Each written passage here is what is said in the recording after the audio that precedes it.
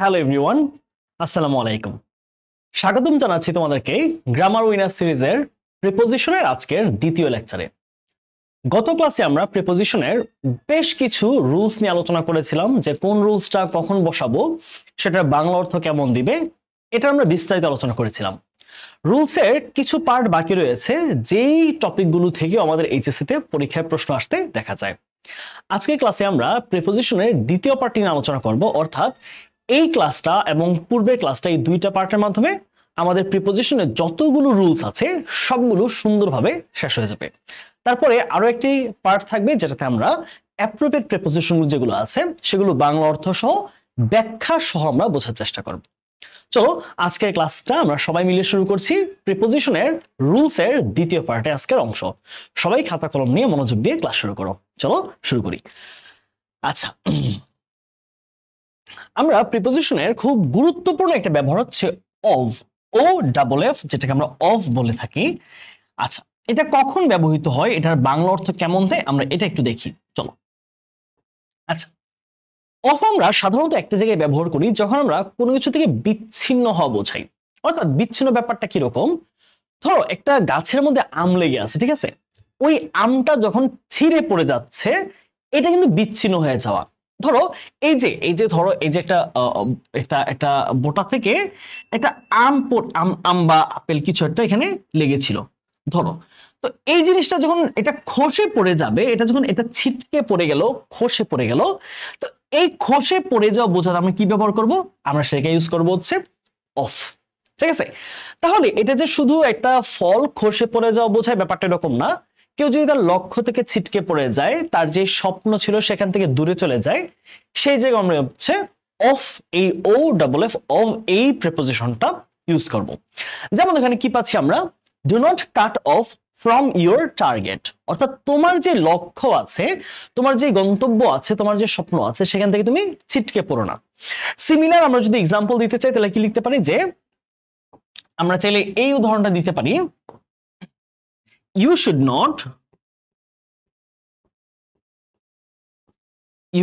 not cut off from your dream, অর্থাৎ তোমার স্বপ্ন থেকে ছিটকে পড়া অথবা বিচ্ছিন্ন হয়ে যাওয়া উচিত হবে না। হয়তো এমন হতে পারে যে তোমার এইচএসসি পরীক্ষায় কোনো একটা সাবজেক্টের পরীক্ষা খারাপ হয়েছে, হইতে পারে তোমার একটা ইংলিশ পরীক্ষা বা ম্যাথ পরীক্ষা বা বাংলা পরীক্ষা। এখন এটার মাধ্যমে তুমি স্বপ্ন দেখো যে আমার যে স্বপ্নটা ছিল বুয়েটে পড়ার অথবা মেডিকেলে পড়ার অথবা ঢাকা ভার্সিটি পড়ার, এটা হয়তো আর পূরণ হবে না, আমি এখন থেকে পড়াশোনা ছেড়ে দিই, আমার পরীক্ষা যেমন হোক। এই জিনিসটা কিন্তু হয় অনেক সময়, যে একটা পরীক্ষা খারাপ হলেও রেজাল্ট ওভারঅল ভালো হয়, পরবর্তীতে তোমার ডেস্টিনেশন ভালো ইউনিভার্সিটি হতে পারে। সো এই কথাটা আমরা চাইলে ওই জায়গায় বলতে পারি যে you should not cut off from your dream, অর্থাৎ তোমার স্বপ্ন থেকে তোমার এখনই ছিটকে পড়া উচিত নয়। সো আমরা বিচ্ছিন্ন হওয়া, দূরে চলে যাওয়া, বিচ্যুত হওয়াতে অফের ব্যবহার করতে পারি। আরো কোন ক্ষেত্রে অফ আছে, খুব গুরুত্বপূর্ণ একটা ব্যবহার, সেটা হচ্ছে যখন আমরা ডিসকাউন্ট বোঝাই। ধরো একটা রেস্টুরেন্টে গিয়েছো, সে জায়গায় তুমি ডিসকাউন্ট দেখলা, যে এই জায়গার মধ্যে খাবারের উপর 10% ডিসকাউন্ট আছে, অথবা কোনো একটা জুতার দোকানে, সেখানে ধর হচ্ছে পুরাতন জুতার উপরে 50% ডিসকাউন্ট। তাহলে যখন আমরা কোনো ডিসকাউন্ট দেখি, তোমরা দেখবা যে ট্যাগ লাগানো থাকে, এরকম করে দেখবা ঝুলে থাকে এরকম ট্যাগ, এই যে ট্যাগের মধ্যে এরকম করে লেখা থাকে, ঠিক আছে, এরকম করে 50% অফ।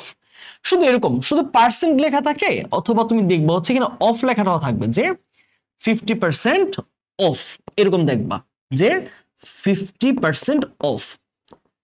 তোমরা বিশেষ করে যখন জুতার দোকানে যাবা, এটা ঈদ ছাড়া বা কোনো অনুষ্ঠান ছাড়া নর্মালি যখন যাবা, তখন দেখবা বে অথবা অ্যাপেক্স এই দোকানগুলোতে তারা পুরাতন যেই মডেলগুলো রয়েছে, এখানে তারা প্রায় 50% পর্যন্ত ছাড় দিয়ে দেয়। কারণ হচ্ছে যে চামড়াটা দিয়ে জুতোটা বানিয়েছে, সেটা যদি 3 মাস 6 মাস ইউজ না হয়, দেখা যাচ্ছে সেটা ক্ষতি হতে পারে বা জুতাটা নষ্ট হতে পারে। তখন তারা কি করে, তারা তখন শোরুমের একটা পাশে 50% পর্যন্ত, 60% পর্যন্ত অফ অথবা ডিসকাউন্ট দেয়। এই যে একটা মূল্য ছাড় দেওয়া, একটা জিনিসের উপর ডিসকাউন্ট দেওয়া, এটিকে আমরা বলি হচ্ছে অফ। তাহলে দেখো এখানে কি এক্সাম্পল দিয়েছি, Sultan's dine offers 10% off on kacchi biryani. অর্থাৎ সুলতান ডাইন্স তাদের যে কাচ্চি বিরিয়ানি আছে সেটার উপরে 10% ছাড় দেয়। তাহলে আমরা যদি এইরকম একটা এক্সাম্পল দিতে চাই তাহলে কি বলতে পারি যে অ্যাপেক্স অফার্স ধরো 60% অফ অন ওল্ড প্রোডাক্টস। তাহলে কি পেলাম যে অ্যাপেক্স তাদের যে পুরাতন মালগুলো রয়েছে বা পুরাতন পণ্যগুলো জুতাগুলো রয়েছে সেগুলোর উপর তারা 60% পর্যন্ত ডিসকাউন্ট অথবা ছাড় দিয়ে থাকে। তাহলে এরকম করে তোমরা নিজেরা কিন্তু এরকম ডিসকাউন্টের জন্য অফার ব্যবহার করে তোমার সেন্টেন্স নিজেরা বানাতে পারবা। আমি সবসময় যে কথা তোমাদেরকে একটু বলবো সেটা হচ্ছে তোমরা যে কোনো ক্লাস করছো, যে কোনো একটা পড়া পড়ছো, বই দেখে পড়ছো বা যেখান থেকে পড়ো না কেন, চেষ্টা করবা এই জিনিসটা পড়ার পরে এইটার মতো করে নিজে আরো কিছু এক্সাম্পল বানানোর জন্য। যে তুমি এই ক্লাসের মধ্যে শিখলা যে আমরা অফ ইউজ করতে পারি যখন কোনো ডিসকাউন্ট অথবা মূল্য ছাড় বোঝাই। এখন এই দুইটা এক্সাম্পল ছাড়াও চাইলেই কিন্তু তুমি নিজে আরো দুইটা এক্সাম্পল তৈরি করতে পারো, তিনটা তৈরি করতে পারো। তখন কি হবে, এটা তোমার প্র্যাকটিক্যালি ইউজের মধ্যে চলে আসবে। তোমার লাইফে পুরো সেন্টেন্স মেকিং এ দেখবা বা স্পিকিং এর ক্ষেত্রে তুমি এই প্রিপোজিশনটা ইজিলি ইউজ করতে পারতেছো যখন তুমি নিজে সেন্টেন্সটা বানানোর চেষ্টা করবে নিজ থেকে। ঠিক আছে, ওকে। আচ্ছা, তারপর আসি ওভারের ব্যবহার। ওভারের বেশ কয়েকটা চমৎকার ব্যবহার আছে। যেমন ওভার আমরা সাধারণত ইউজ করি কখন, একটা খুব কমন ইউজ হচ্ছে ওভারকে আমরা ব্যবহার করি যখন কোনো মাধ্যম বোঝাই। অর্থাৎ তুমি যখন কোনো একটা মাধ্যম দিয়ে কারোর সাথে কথা বলতেছো, এখন মাধ্যম ব্যাপারটা কিরকম, ধরো সেটা হতে পারে কোনো তুমি মোবাইলে কথা বলতেছো কারোর সাথে, তুমি টেলিফোনে কথা বলতেছো কারোর সাথে, অথবা তুমি টেলিগ্রামে কথা বলতেছো কারোর সাথে। এই যে কোনো একটা মাধ্যমে কথা বলা কারোর সাথে, এই মাধ্যমটা বোঝানোর জন্য আমরা ওভার ইউজ করি। যেমন দেখো, he is talking to his mother over telephone. সে টেলিফোনের মাধ্যমে সে তার মায়ের সাথে কথা বলছে। তাহলে আমরা তো বলতে পারি যে আই উইল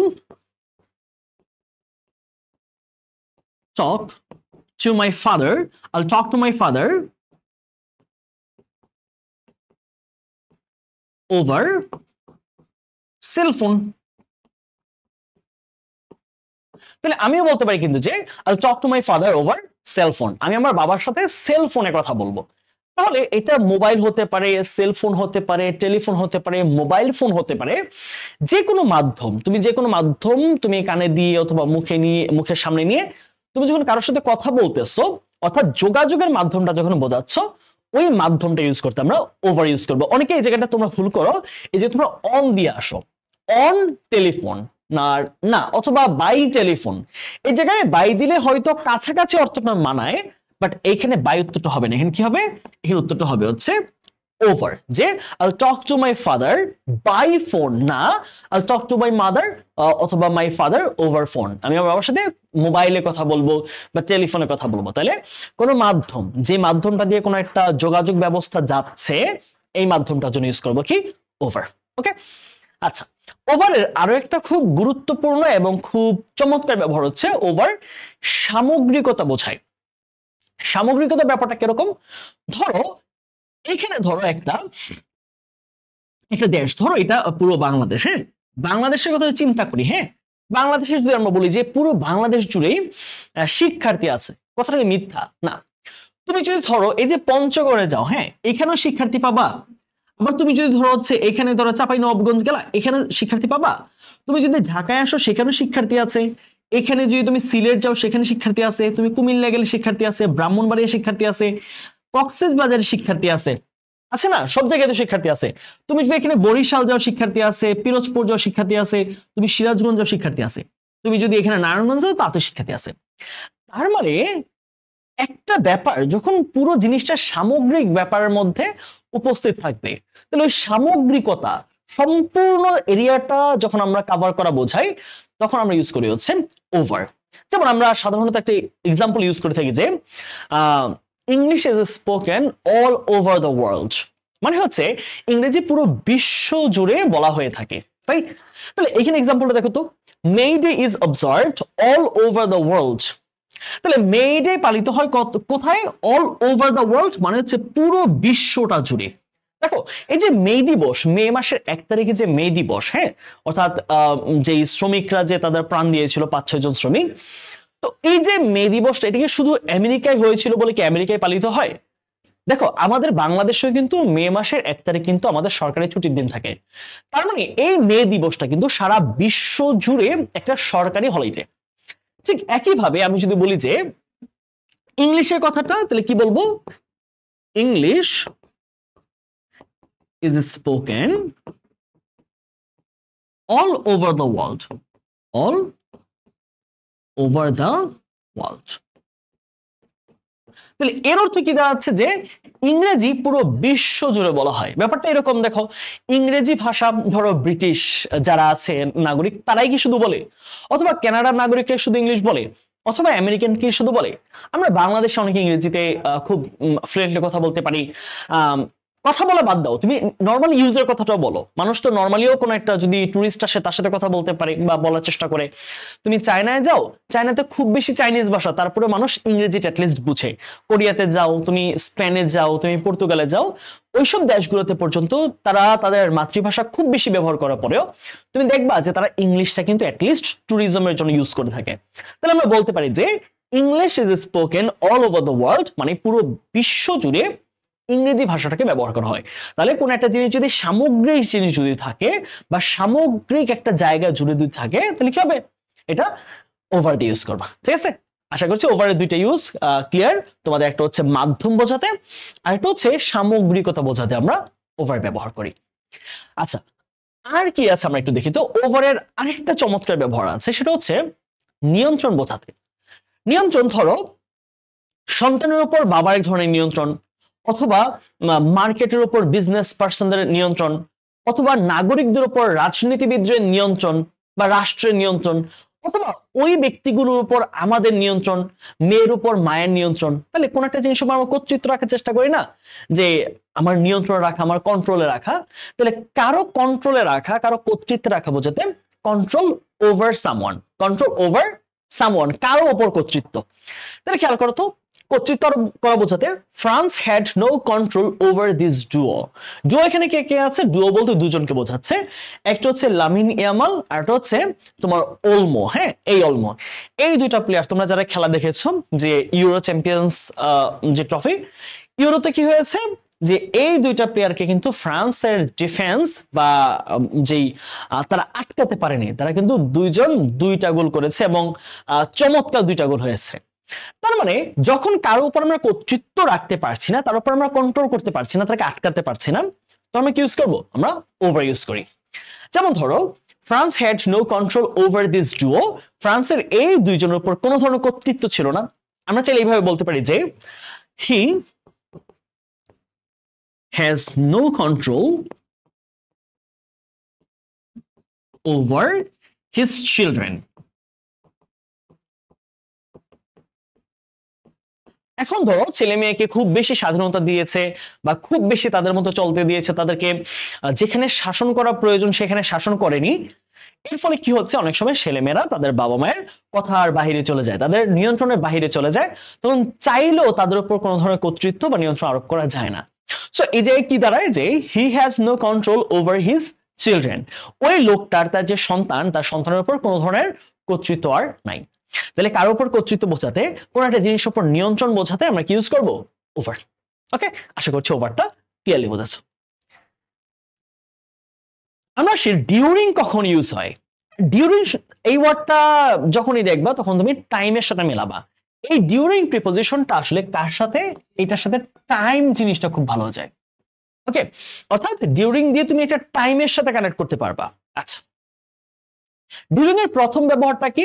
ডিউরিং এর প্রথম ব্যবহার হচ্ছে যখন একটা কাজ চলছে, ওই কাজটা চলাকালীন সময় আরেকটা কাজ করা। ধরো একটা বড় কাজ চলছে, হ্যাঁ, একটা ধরো ক্লাস চলছে, ধরো একটা ক্লাস চলমান। এখন এই ক্লাস চলার টাইমে কেউ যদি কথা বলে, হ্যাঁ, ধরো গসিপ করতেছে। এই যে গসিপ মানে কি? মানে আড্ডা দেওয়া, গল্প করা অথবা খোশ গল্প করা, অপ্রয়োজনীয় কথা বলা। তাহলে এই যে ক্লাস টাইমটা চলছে, এই টাইমটার মাঝখানেই, এই ক্লাসটা চলাকালীন টাইমে, এই রানিং টাইমে যদি কেউ যদি এভাবে কথা বলে, তাহলে আরেকটা কাজ করতেছে। তাহলে এক কাজ চলাকালীন সময় যখন একটা ব্যক্তি আরেকটা কাজ করছে, তখন এটা কি ইউজ করবো? ডিউরিং। যেমন তুমি বলতে পারো যে I am making the notes during the class time, আমি ক্লাস চলাকালীন সময় বা ক্লাসের টাইমটাতে আমি নোট করছি। কি বলতে পারো যে I am making notes during the class বা the class time, during the class time. অর্থাৎ ক্লাস চলাকালীন যে সময়টা, অর্থাৎ যে টাইমটাতে ক্লাস চলতেছে ওই টাইমে তুমি নোট করতেছো, তাহলে একটা বড় টাইমটা কোনটা? বড় টাইমটা হচ্ছে তোমার ক্লাসটা, হ্যাঁ ক্লাস টাইমটা। তাহলে ওই টাইমে তুমি কি করতেছো? তুমি ওই টাইমটাতে আবার নোট করতেছো, তাহলে একটা কাজ চলতেছে ওই টাইমে আরেকটা করতেছো। আবার সিমিলার দেখো, তুমি আরো যদি এক্সাম্পল দাও তাহলে কি দেখতে পারো যে হি ওয়াজ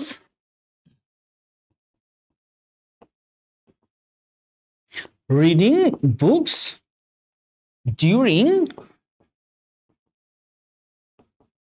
the cinema অথবা during the match।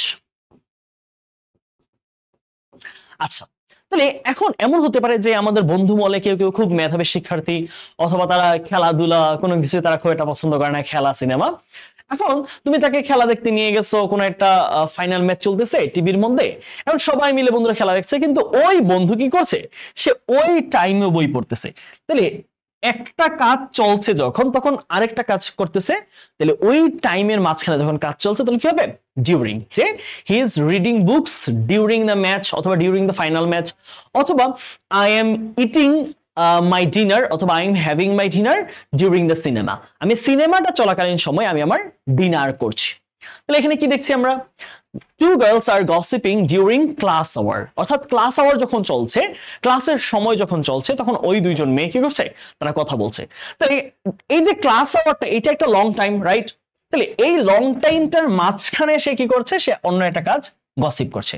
তাহলে টোটাল জিনিসটা কনসেপ্ট এরকম যে একটা কাজ চলাকালীন সময় যদি তোমরা আরেকটা কাজ করো তাহলে ইউজ করতে হবে কি? ডিউরিং। ওকে, আচ্ছা আমরা দেখি ডিউরিং এর আরো একটা খুব যথার্থ ব্যবহার। যদি কোনো নির্দিষ্ট সময় উল্লেখ করা থাকে, হয়তো হতে পারে সেটা ডে টাইম, সেটা ইভিনিং টাইম, সেটা আফটারনুন, সেটা সামার ভ্যাকেশন, সেটা উইন্টার ভ্যাকেশন, তো এরকম যদি নির্দিষ্ট সময়টা থাকে, হ্যাঁ এটা ক্লাস আওয়ার বা এরকম কিছু না, নির্দিষ্ট করে দিচ্ছে যে ইভিনিং অথবা মর্নিং অথবা নাইট অথবা নুন অথবা আফটারনুন, তাহলে এরকম স্পেসিফিক টাইম যদি থাকে, কোনো নির্দিষ্ট টাইম বা নির্দিষ্ট মুহূর্ত, সেই ক্ষেত্রেও আমরা ডিউরিং এ ব্যবহার করব। অর্থাৎ ওই টাইমে যদি আমরা কোনো কাজ করা বোঝাই, তাহলে যেমন হতে পারে ধরো এটা সামার ভ্যাকেশন হতে পারে,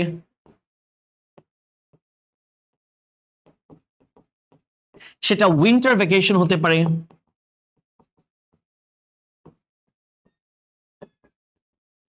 সেটা ইভিনিং হতে পারে অথবা ডে টাইম হতে পারে, সেটা শুধু ইভিনিং হতে পারে। তাহলে এইরকম যখন স্পেসিফিক একটা টাইম স্প্যান বলা থাকবে, টাইম স্প্যান, ওই টাইম স্প্যানটার মধ্যে তুমি কি করবা? তুমি এখানে চাইলে অন্য কাজ যখন করবা তখন তোমাকে ডিউরিং ইউজ করতে হবে। যেমন as it is the month of Ramadan, যেহেতু এটা রমজান মাস, you are prohibited to take any meal during daytime, অর্থাৎ এই পুরো দিনের সময়টাতে, পুরো দিন একদম পুরো স্পেসিফিক দিনটা, এই দিনের টাইমে তুমি কোনো কিছু খেতে পারবা না, অর্থাৎ খাওয়া নিষিদ্ধ তোমার। তাহলে কোনো একটা কাজ চলাকালীন সময় যখন আরেকটা কাজ হচ্ছে নির্দিষ্ট টাইমে, তখন তোমরা ডিউরিং ইউজ করবো। যেমন আমি যদি এটার একটা এক্সাম্পল দিই আমরা একটু প্র্যাকটিক্যাল লাইফ থেকে, যেমন he was visiting Europe, তাহলে সে ইউরোপে ভ্রমণ করছিল during his summer vacation,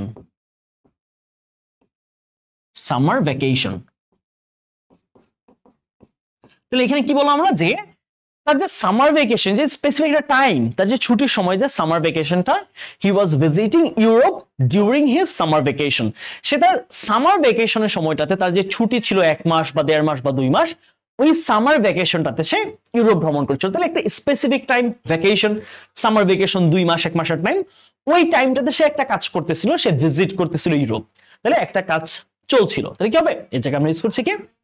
during. ওকে, আশা করছি দুইটা ডিউরিং এর ব্যবহার পারলে তোমার ডিউরিং ক্লিয়ার, আর কোনো সমস্যা হবে না। আচ্ছা তারপরে আসি একটু পরের ব্যবহার।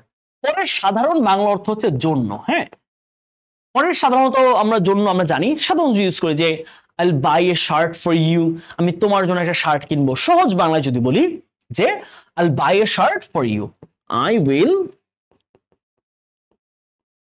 buy a shirt for you, তাহলে আমি তোমার জন্য একটা শার্ট কিনবো। I'll buy a shirt for you, আমি তোমার জন্য একটা শার্ট কিনবো। I'll wait for you, আমি তোমার জন্য অপেক্ষা করব। আরো অনেক লিখতে পারো যে I will wait for you, আমি তোমার জন্য এখানে অপেক্ষা করব। তাহলে সাধারণত যখন একটা বাংলা অর্থে আমরা যদি বলি যে জন্য বোঝাচ্ছে তোমার জন্য, এটার জন্য, ওটার জন্য, তাদের জন্য, তাহলে তুমি সাধারণত ইউজ করতে পারবে এখানে ফর।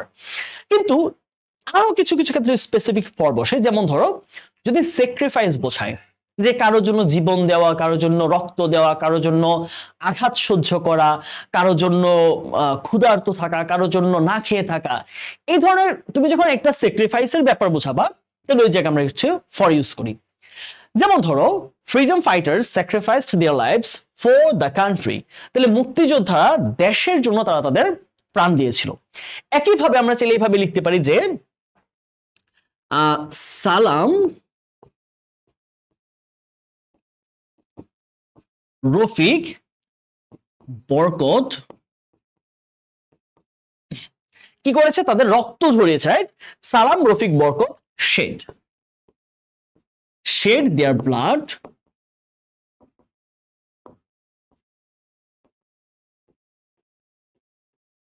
for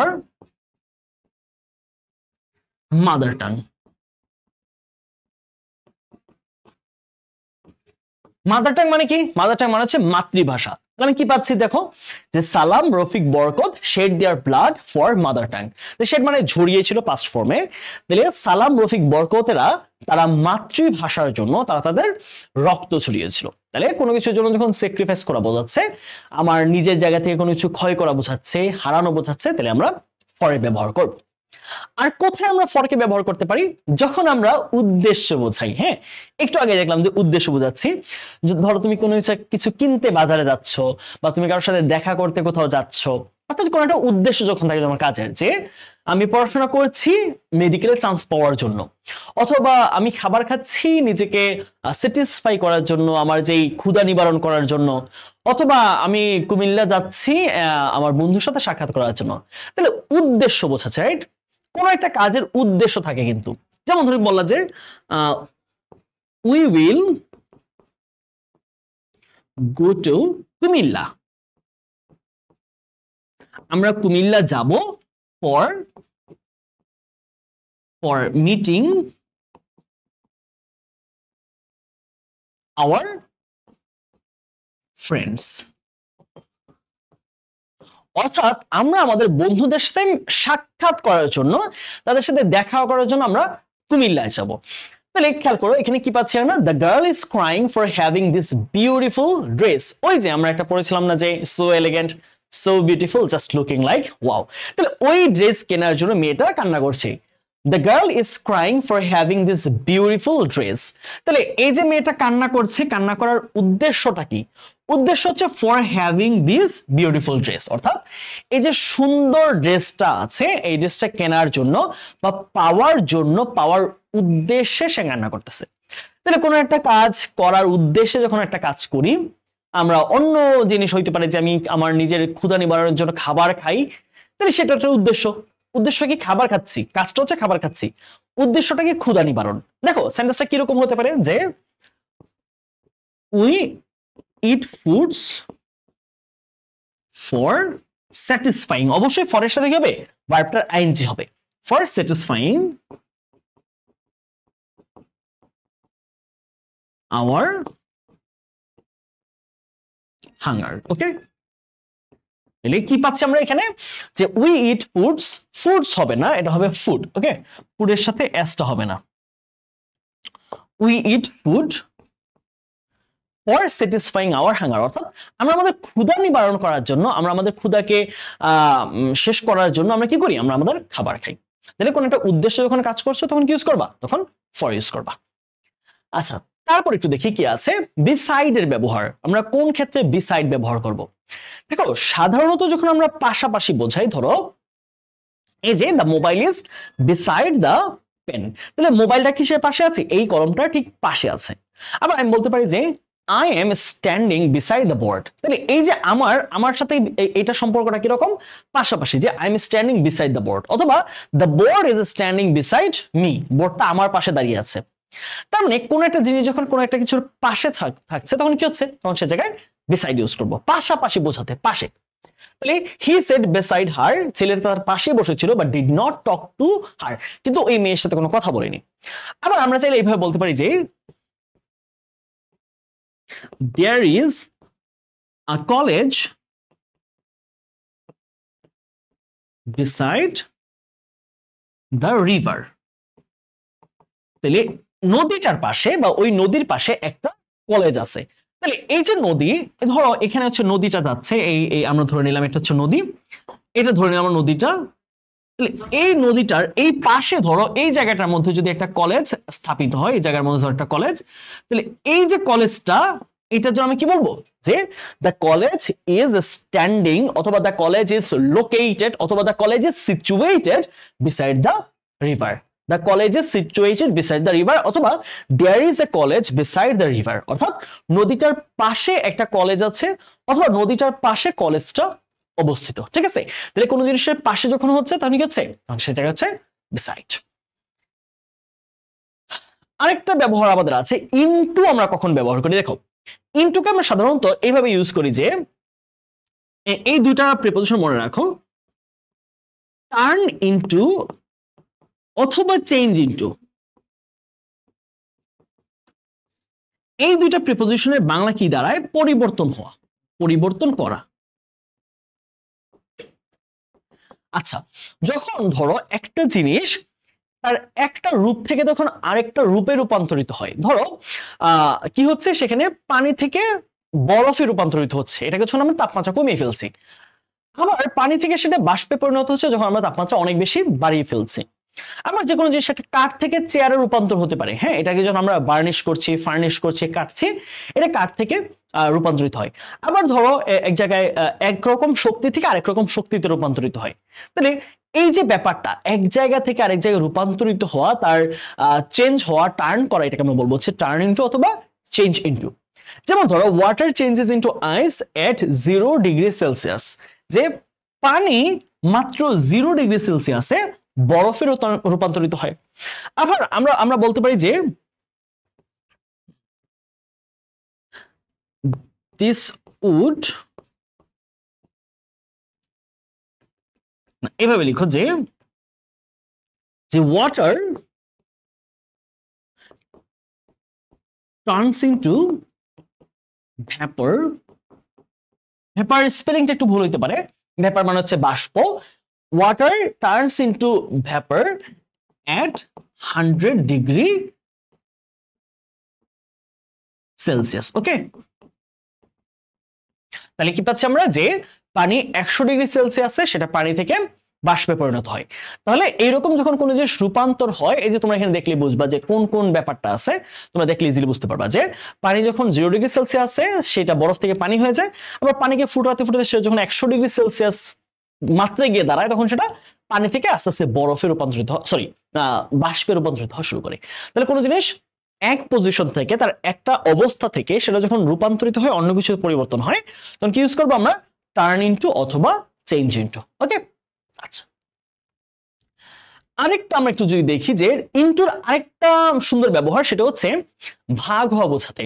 ধরো কোন একটা দল, তারা ছোট ছোট অনেকগুলো দলে ভাগ হয়ে গেল, অথবা আমরা বলতে পারি না যে বাংলাদেশ মুক্তিযুদ্ধের সময় 11টা সেক্টরে বিভক্ত হয়েছিল, বা বাংলাদেশকে 11টা সেক্টরে বিভক্ত করা হয়েছিল। অর্থাৎ কোন একটা বড় জিনিসকে যদি তুমি ক্ষুদ্র ক্ষুদ্র অংশে ভাগ করো, ধরো এই যে পুরো বাংলাদেশটা, ধরো এটা হচ্ছে একটা কোনো একটা দেশ বা কিছু একটা, তুমি এটাকে যখন কয়েকটা অংশে ভাগ করবা, যে এই পার্টটা একটা, এই পার্টটা একটা, এই যে 4 পার্টে ভাগ করলাম, এটাকে আমরা এইভাবে দেখো 6 পার্টে ভাগ করলাম, 8 পার্টে ভাগ করলাম, তাহলে এটা 1 2 3 4 5 6 7 8। তাহলে তুমি যখন একটা বড় জিনিসকে ক্ষুদ্র ক্ষুদ্র অংশে ভাগ করছো, ওই ভাগ করা বোঝাতে আমরা কি ইউজ করি? আমরা সেই জায়গায় ইনটু ব্যবহার করি। যেমন ধরো finally all the people were divided into two major parties, তাহলে সব মানুষেরা মূল অথবা বড় দুইটা দলে বিভক্ত হয়ে গেল। আবার আমরা বলতে পারি যে তাহলে ধরো বাংলাদেশকে কি করা হয়েছিল, বাংলাদেশকে 11টা সেক্টরে ভাগ করা হয়েছিল, সেন্টেন্সের মধ্যে প্যাসিভ, তাহলে কি হচ্ছে যে Bangladesh was divided into 11 sectors কখন, কোন একটা জিনিস চলাকালীন সময়, ডিউরিং দ্য লিবারেশন ওয়ার।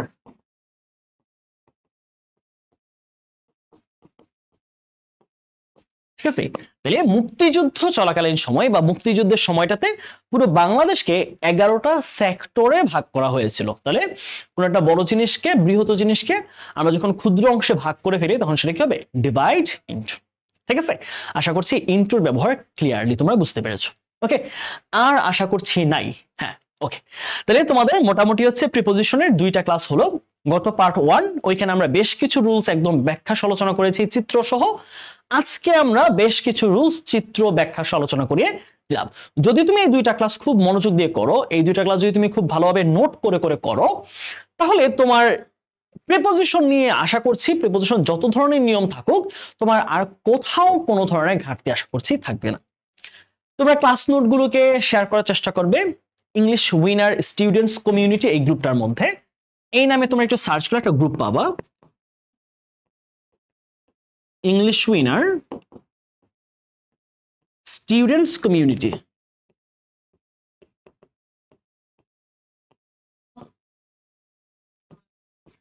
ওকে, তাহলে তোমরা যারা নোট করছো পুরো ক্লাসটা করে, তোমরা এই যে নোটটা করা তোমার জন্যই জরুরি। হ্যাঁ, যে তুমি নোটটা করলা, এটা তোমার নিজের কাছে থাকলো জিনিসটা।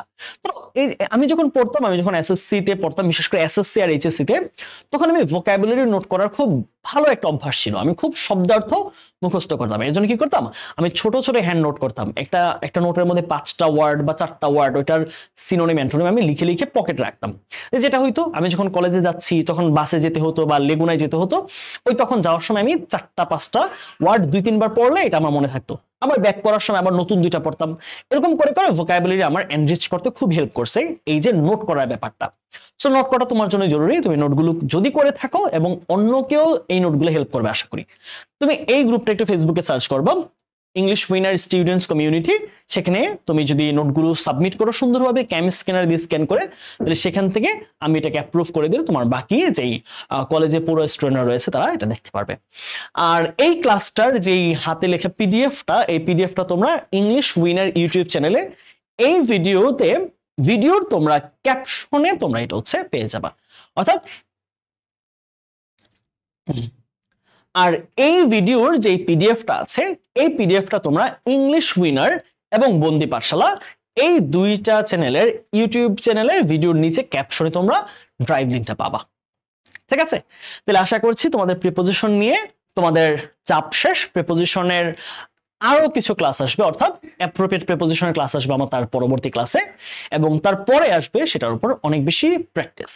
এমন করে আমরা গ্রামারের প্রতিটা টপিককে ধরে ধরে ধরে ধরে তোমাদেরকে ক্লিয়ার করে দিব, যেন তোমরা গ্রামার ব্যাপারটা নিয়ে যে ভয় আছে, গ্রামারকে তোমরা বেসিক থেকে না শেখার কারণে যে ভয়টা এতদিন যাবৎ তোমাদের মধ্যে তৈরি হয়েছে, সেটার জন্য আর বিন্দু মাত্র না থাকে। ঠিক আছে, তাহলে সবাই ক্লাসটি তোমার বন্ধুদের সাথে শেয়ার করার চেষ্টা করবে যেন তারাও ক্লাসগুলো করে উপকৃত হয়। দেখা হচ্ছে পরের কোনো ক্লাসে। Till then stay happy, stay with us. আসসালামু আলাইকুম।